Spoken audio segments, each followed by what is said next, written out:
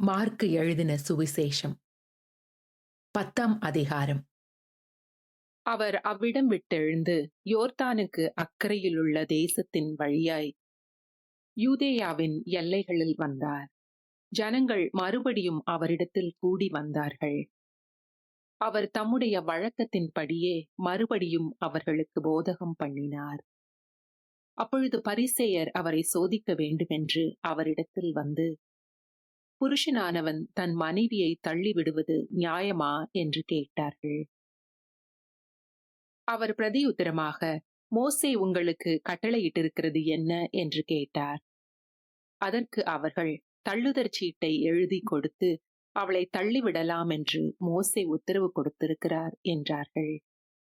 இயேசு அவர்களுக்கு பிரதியுத்தரமாக, உங்கள் இருதய கடினத்தின் நிமித்தம் இந்த கட்டளையை உங்களுக்கு எழுதி கொடுத்தான்.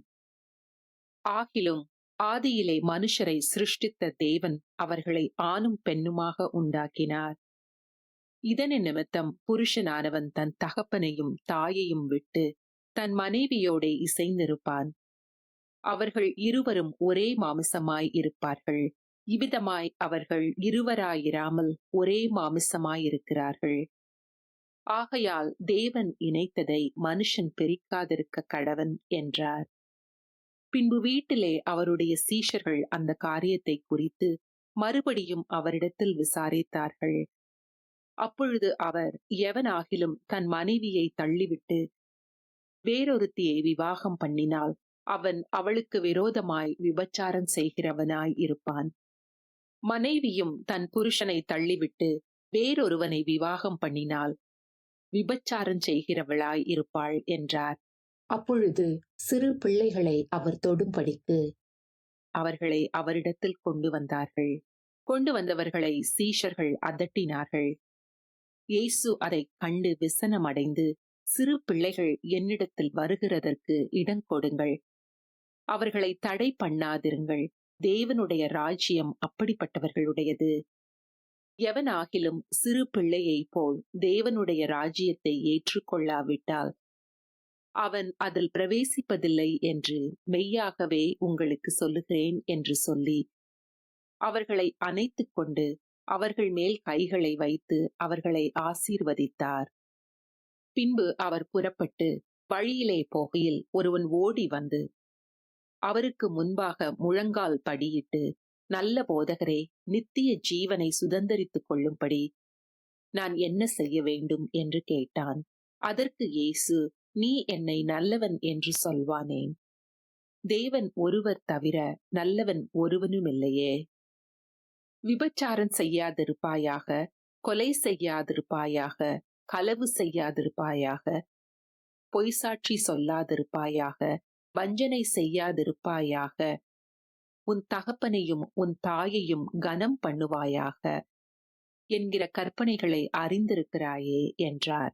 அதற்கு அவன், போதகரே, இவைகளையெல்லாம் என் சிறு வயது முதல் கை கொண்டிருக்கிறேன் என்றான்.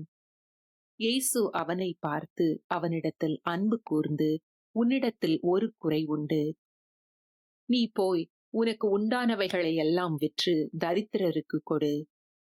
அப்பொழுது பரலோகத்திலே உனக்கு பொக்கிஷம் உண்டாயிருக்கும்.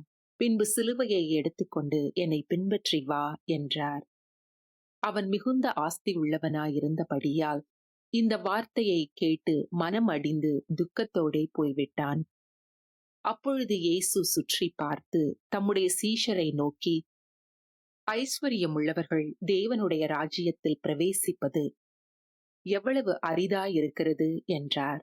சீஷர்கள் அவருடைய வார்த்தைகளை குறித்து ஆச்சரியப்பட்டார்கள். இயேசு பின்னும் அவர்களை நோக்கி, பிள்ளைகளே, ஐஸ்வர்யத்தின் மேல் நம்பிக்கையாயிருக்கிறவர்கள் தேவனுடைய ராஜ்யத்தில் பிரவேசிக்கிறது எவ்வளவு அரிதாயிருக்கிறது. ஐஸ்வர்யவான் தேவனுடைய ராஜ்யத்தில் பிரவேசிப்பதை பார்க்கிலும் ஒட்டகமானது ஊசியின் காதிலே நுழைவது எளிதாயிருக்கும் என்றார். அவர்கள் பின்னும் அதிகமாய் ஆச்சரியப்பட்டு, அப்படியானால் யார் ரட்சிக்கப்படக்கூடும் என்று தங்களுக்குள்ளே சொல்லிக் கொண்டார்கள். இயேசு அவர்களை பார்த்து, மனுஷரால் இது கூடாததுதான், தேவனால் இது கூடாததல்ல. தேவனாலே எல்லாம் கூடும் என்றார். அப்பொழுது பேதுரு அவரை நோக்கி, இதோ நாங்கள் எல்லாவற்றையும் விட்டு உம்மை பின்பற்றினோமே என்று சொல்லத் தொடங்கினான். அதற்கு இயேசு பிரதியுத்தரமாக, என் நிமித்தமாகவும் சுவிசேஷத்தின் நிமித்தமாகவும் வீட்டையாவது சகோதரரையாவது சகோதரிகளையாவது தகப்பனையாவது தாயையாவது மனைவியையாவது பிள்ளைகளையாவது நிலங்களையாவது விட்டவன் எவனும் இப்பொழுது இம்மையிலே துன்பங்களோடே கூட நூறத்தனையாக வீடுகளையும் சகோதரரையும் சகோதரிகளையும் தாய்களையும் பிள்ளைகளையும் நிலங்களையும் மறுமையிலே நித்திய ஜீவனையும் அடைவான் என்று மெய்யாகவே உங்களுக்கு சொல்லுகிறேன். ஆகிலும் முந்தினோர் அநேகர் பிந்தினோராயும் பிந்தினோர் அநேகர் முந்தினோராயும் இருப்பார்கள் என்றார். பின்பு அவர்கள் எருசலேமுக்கு பிரயாணமாய் போகையில் இயேசு அவர்களுக்கு முன்னே நடந்து போனார். அவர்கள் திகைத்து அவருக்கு பின்னே பயத்தோடே போனார்கள். அப்பொழுது அவர் 12 அழைத்து தமக்கு சம்பவிக்கப் போகிறவர்களை அவர்களுக்கு மறுபடியும் சொல்லத் தொடங்கினார். இதோ எருசலேமுக்கு போகிறோம். அங்கே மனுஷகுமாரன் பிரதான ஆசாரியரிடத்திலும் வேத பாரகரிடத்திலும் ஒப்புக் கொடுக்கப்படுவார். அவர்கள் அவரை மரண ஆக்கினைக்குள்ளாக தீர்த்து புற தேசத்தாரிடத்தில் ஒப்புக் கொடுப்பார்கள். அவர்கள் அவரை பரியாசம் பண்ணி அவரை வாரினால் அடித்து அவர் மேல் துப்பி அவரை கொலை செய்வார்கள். ஆகிலும் 3ஆம் நாளிலே அவர் உயிரோடே எழுந்திருப்பார் என்றார். அப்பொழுது செபதேயுவின் குமாரனாகிய யாக்கோபும் யோவானும் அவரிடத்தில் வந்து, போதகரே, நாங்கள் கேட்டுக்கொள்ளப் போகிறதை நீர் எங்களுக்கு செய்ய வேண்டுமென்று விரும்புகிறோம் என்றார்கள். அவர் அவர்களை நோக்கி, நான் உங்களுக்கு என்ன செய்ய வேண்டுமென்று விரும்புகிறீர்கள் என்று கேட்டார். அதற்கு அவர்கள், உமது மகிமையிலே எங்களில் ஒருவன் உமது வலது பாரிசத்திலும் ஒருவன் உமது இடது பாரிசத்திலும் உட்கார்ந்திருக்கும்படி எங்களுக்கு அருள் செய்ய வேண்டும் என்றார்கள். இயேசு அவர்களை நோக்கி, நீங்கள் கேட்டுக்கொள்கிறது இன்னது என்று உங்களுக்கே தெரியவில்லை. நான் குடிக்கும் பாத்திரத்தில் நீங்கள் குடிக்கவும் நான் பெறும் ஸ்நானத்தை நீங்கள் பெறவும் உங்களால் கூடுமா என்றார். அதற்கு அவர்கள் கூடும் என்றார்கள். இயேசு அவர்களை நோக்கி, நான் குடிக்கும் பாத்திரத்தில் நீங்கள் குடிப்பீர்கள், நான் பெறும் ஸ்நானத்தையும் நீங்கள் பெறுவீர்கள். ஆனாலும் என் வலது பாரிசத்திலும் என் இடது பாரிசத்திலும் உட்கார்ந்திருக்கும்படி எவர்களுக்கு ஆயத்தம் பண்ணப்பட்டிருக்கிறதோ அவர்களுக்கே அல்லாமல் மற்றொருவருக்கும் அதை அருளுவது என் காரியமல்ல என்றார். மற்ற 10 பேரும் அதை கேட்டு யாக்கோபின் மேலும் யோவானின் மேலும் எரிச்சலானார்கள். அப்பொழுது இயேசு அவர்களை கிட்ட வர செய்து, புற ஜாதியாருக்கு அதிகாரிகளாக எண்ணப்பட்டவர்கள் அவர்களை இருமாப்பாய் ஆளுகிறார்கள் என்றும் அவர்களில் பெரியவர்கள் அவர்கள் மேல் கடினமாய் அதிகாரம் செலுத்துகிறார்கள் என்றும் நீங்கள் அறிந்திருக்கிறீர்கள். உங்களுக்குள்ளே அப்படி இருக்கலாகாது. உங்களில் எவனாகிலும் பெரியவனாயிருக்க விரும்பினால் அவன் உங்களுக்கு பணிவிடைக்காரனாயிருக்க கடவன். உங்களில் எவனாகிலும் முதன்மையானவனாயிருக்க விரும்பினால் அவன் எல்லாருக்கும் ஊழியக்காரனாயிருக்க கடவன். அப்படியே மனுஷகுமாரனும் ஊழியம் கொள்ளும்படி வராமல் ஊழியம் செய்யவும் அநேகரை மீட்கும் பொருளாக தம்முடைய ஜீவனை கொடுக்கவும் வந்தார் என்றார். பின்பு அவர்கள் எரிகோவுக்கு வந்தார்கள்.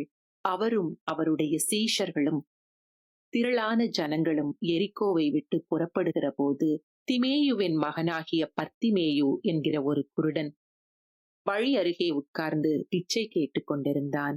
அவன் நசரேனாகிய இயேசு வருகிறார் என்று கேள்விப்பட்டு, இயேசுவே, தாவீதின் குமாரனே, எனக்கு இரங்கும் என்று கூப்பிடத் தொடங்கினான். அவன் பேசாதிருக்கும்படி அநேகர் அவனை அதட்டினார்கள். அவனோ, தாவீதின் குமாரனே, எனக்கு இரங்கும் என்று முன்னிலும் அதிகமாய் கூப்பிட்டான். இயேசு நின்று அவனை அழைத்து வரச் சொன்னார்.